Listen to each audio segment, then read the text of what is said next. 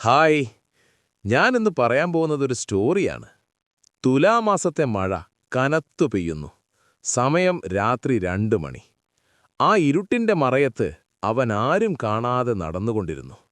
അവന്റെ ലക്ഷ്യം തരക്കേടില്ലാത്തൊരു വീട്ടിൽ കയറി മോഷണം നടത്തുക എന്നുള്ളതായിരുന്നു.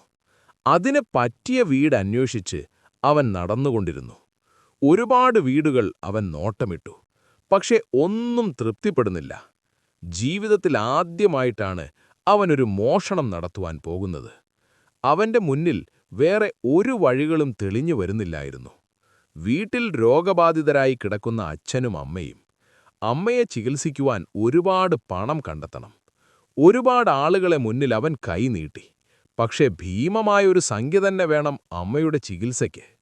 അവൻ അവസാനമായി എടുത്ത തീരുമാനമായിരുന്നു, അമ്മയെ രക്ഷിക്കണമെങ്കിൽ എവിടെയെങ്കിലും മോഷണം നടത്തുകയേ വഴിയുള്ളൂ മുന്നിൽ. ആ തീരുമാനത്തിലാണ് അവൻ മുന്നോട്ട് നടന്നുകൊണ്ടിരിക്കുന്നത്. പെട്ടെന്ന് തരക്കേടില്ലാത്തൊരു വീട് അവന്റെ ശ്രദ്ധയിൽപ്പെട്ടു. ആ വീട്ടിൽ കയറി മോഷണം നടത്തുക എന്നവൻ തീരുമാനിച്ചു. വീടിന്റെ ചുറ്റും അവൻ 3 പ്രാവശ്യം നടന്നു.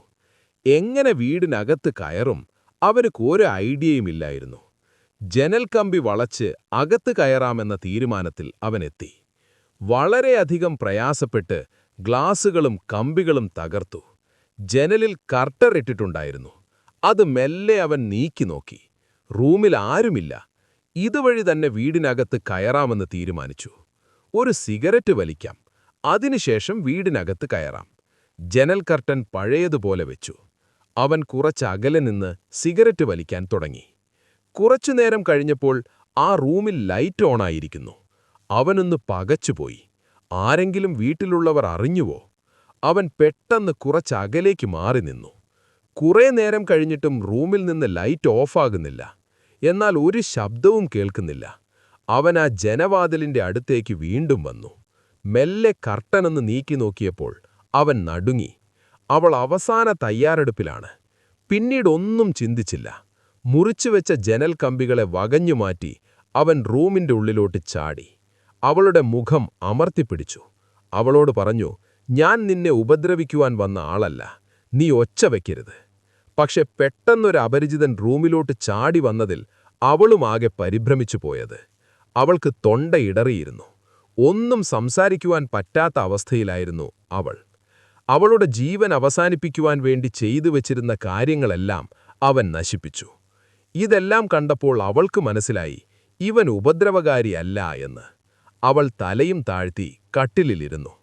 പിന്നീട് അവൻ എല്ലാ കാര്യങ്ങളും അവളോട് തുറന്ന് സംസാരിച്ചു. എന്റെ അമ്മയുടെ ചികിത്സാ ചെലവിന് വേണ്ടിയായിരുന്നു ഞാൻ ഇങ്ങനെയൊരു മോശം പ്രവൃത്തി ചെയ്യുവാൻ തീരുമാനിച്ചത്. അതെന്റെ കഥ. ഇനി നീ എന്തിനാണ് ഇങ്ങനെയൊരു മോശം പ്രവൃത്തി ചെയ്യുവാൻ തീരുമാനിച്ചത്? ആ കഥയൊന്നെനിക്ക് പറഞ്ഞു തരൂ. അത് കേട്ടപ്പോൾ അവൾ പറഞ്ഞു തുടങ്ങി, എനിക്ക് ജീവിതം മടുത്തു. എന്റെ അമ്മ മരണപ്പെട്ടു. അച്ഛന് വേറെ വിവാഹം കഴിച്ചു. ആ സ്ത്രീ എന്നെ എപ്പോഴും പേടിപ്പിക്കുകയാണ്. അച്ഛനും ആ സ്ത്രീയും കൂടി എന്നെ നിരന്തരം പീഡിപ്പിക്കുകയാണ്. എനിക്ക് ജീവിക്കുവാനുള്ള താൽപ്പര്യം നഷ്ടപ്പെട്ടു. ഇത്രയും പറഞ്ഞ് അവൾ നിർത്തി. എന്നിട്ട് അവളുടെ കയ്യിലുണ്ടായിരുന്ന 2 വളകൾ ഊരിക്കൊടുത്ത് അവനോട് പറഞ്ഞു, ഇതുകൊണ്ടുപോയി അമ്മയുടെ ജീവൻ രക്ഷിക്കൂ. അവൻ വേഗം ആ 2 വളകളും വേടിച്ചു. എന്നിട്ട് അവൻ പറഞ്ഞു, അമ്മയുടെ മാത്രമല്ല, നിന്റെയും ജീവൻ ഞാൻ രക്ഷിച്ചു. നീ ഒരിക്കലും ജീവൻ കളയുവാൻ ഇനി ചിന്തിക്കരുത്.